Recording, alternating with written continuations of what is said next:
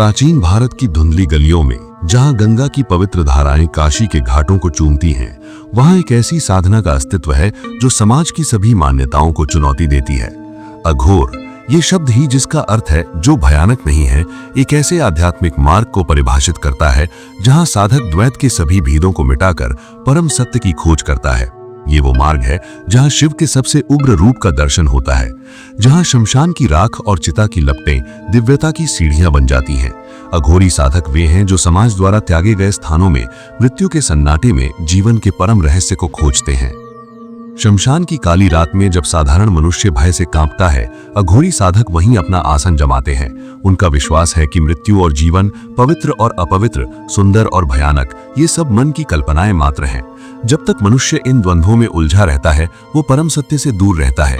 शिव, जो स्वयं महाकाल हैं, शमशान के स्वामी हैं, वे इन सभी भेदों से परे हैं। अघोरी साधना में मानव कपाल का उपयोग पात्र के रूप में किया जाता है, न कि किसी भयावह आचरण के लिए, बल्कि ये याद दिलाने के लिए कि ये शरीर नश्वर है और मृत्यु ही परम सत्य है जिसे हर किसी को स्वीकार करना होगा। भारतीय तांत्रिक परंपरा में अघोर मार्ग को सबसे गूढ़ और कठिन माना जाता है। ये वामाचार का चरम रूप है, जहां साधक समाज के सभी नियमों को तोड़कर अपनी चेतना को विस्तारित करता है। किंतु यहाँ ये समझना अत्यंत आवश्यक है कि अघोरी परंपरा में जो भी क्रियाएं की जाती हैं, वे केवल बाहरी दृष्टि से विचित्र प्रतीत होती हैं। इनका उद्देश्य मन में गहरे बैठे संस्कारों, भय, घृणा और आसक्ति को जड़ से उखाड़ फेंकना है। जब साधक मृत मांस के समक्ष बैठकर भी अपने मन में कोई विकार नहीं लाता, तब वो समझता है कि शुद्धता और अशुद्धता मन की अवस्थाएं हैं, वस्तुओं का गुण नहीं। काशी और तारापीठ जैसे पवित्र स्थानों पर, जहां मां काली और भगवान शिव का वास है, अघोरी साधना सदियों से चली आ रही है। इन साधकों की जीवन शैली अत्यंत सरल और त्यागमय होती है। वे न किसी से कुछ मांगते हैं, न ही सांसारिक सुखों की कामना करते हैं। उनका एकमात्र ध्येय आत्म साक्षात्कार है, शिव तत्व में विलीन हो जाना है। शमशान में बैठकर ध्यान करना, मृत शरीरों के पास साधना करना, ये सब इस बोध को जगाने के लिए है कि ये संसार नश्वर है और केवल शिव ही शाश्वत है। अघोरी साधक अपने शरीर पर चिता की राख लगाते हैं। ये प्रतीक है इस बात का कि वे भी एक दिन इसी राख में मिल जाएंगे।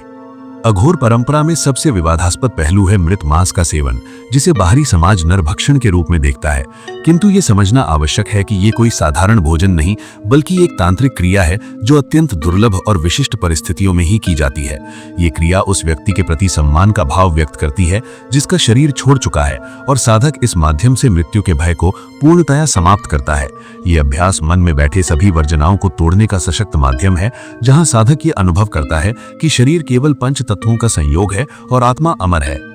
शिव पुराण और तंत्र ग्रंथों में अघोर विद्या का उल्लेख मिलता है, जहां इसे शिव की कृपा प्राप्त करने का सबसे सीधा किंतु कठिनतम मार्ग बताया गया है। दत्तात्रेय भगवान को अघोर परंपरा का आदि गुरु माना जाता है, जिन्होंने इस विद्या को मानवता के कल्याण के लिए प्रकट किया। किंतु ये मार्ग हर किसी के लिए नहीं है।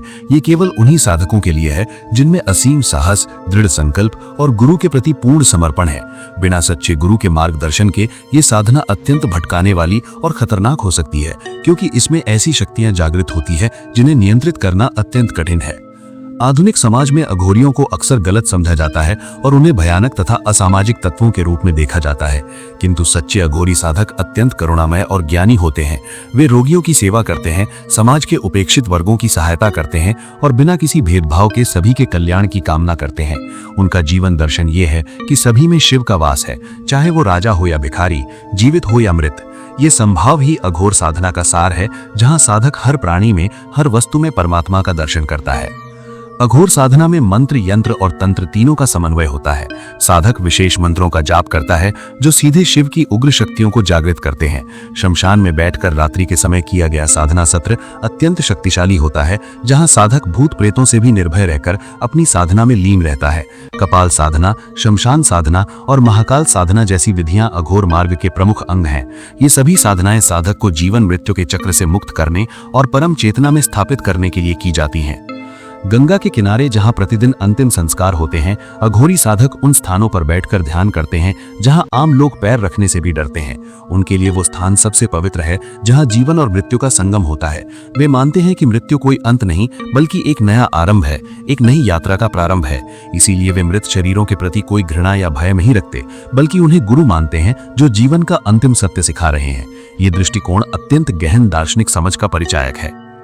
अघोर परंपरा में नारी शक्ति को परम सम्मान प्राप्त है, क्योंकि शिव और शक्ति एक ही सत्ता के दो रूप हैं। बिना शक्ति के शिव शव हैं और बिना शिव के शक्ति निराधार है। इसीलिए अघोरी साधना में मां काली, मां तारा और अन्य उग्र देवी रूपों की आराधना का विशेष महत्व है। ये देवियां साधक को समय, काल और मृत्यु के भय से मुक्त करती हैं। शमशान में जो काली नृत्य करती हैं, वहीं काली साधक को अमरत्व का वरदान देती हैं। अघोरी साधक इन शक्ति रूपों की उपासना करते हुए अपने भीतर की दिव्य ऊर्जा को जागृत करते हैं। आधुनिक विज्ञान भी अब इस बात को स्वीकार करने लगा है कि मृत्यु के भय से मुक्ति मानसिक स्वास्थ्य और आध्यात्मिक उन्नति के लिए अत्यंत आवश्यक है। अघोरी साधना यही करती है। वो साधक को मृत्यु का सामना करने के लिए तैयार करती है, उसे ये बोध कराती है कि मृत्यु कोई शत्रु नहीं बल्कि एक परिवर्तन है। जब साधक इस सत्य को आत्मसात कर लेता है तो उसके जीवन में एक नया आयाम खुल जाता है। वो भय, लोभ, मोह से मुक्त होकर परम शांति का अनुभव करता है। यही कारण है कि अघोरी साधक अत्यंत प्रसन्नचित्त और शांत दिखाई देते हैं। सच्ची अघोर साधना में हिंसा का कोई स्थान नहीं है। ये एक भ्रांति है कि अघोरी लोग हत्या करते हैं या किसी को हानि पहुंचाते हैं। वास्तविक अघोरी तो अहिंसा के परम उपासक होते हैं।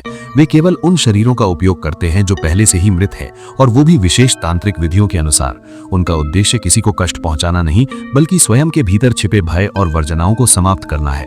वे समाज के लिए उपयोगी कार्य करते हैं, रोगियों की सेवा करते हैं और अपने ज्ञान से लोगों का मार्गदर्शन करते हैं। आज के युग में भी कुछ सच्चे अघोरी साधक हैं जो इस प्राचीन परंपरा को जीवित रखे हुए हैं। वे दूर दराज के स्थानों पर, हिमालय की गुफाओं में या गंगा के किनारे साधनारत हैं।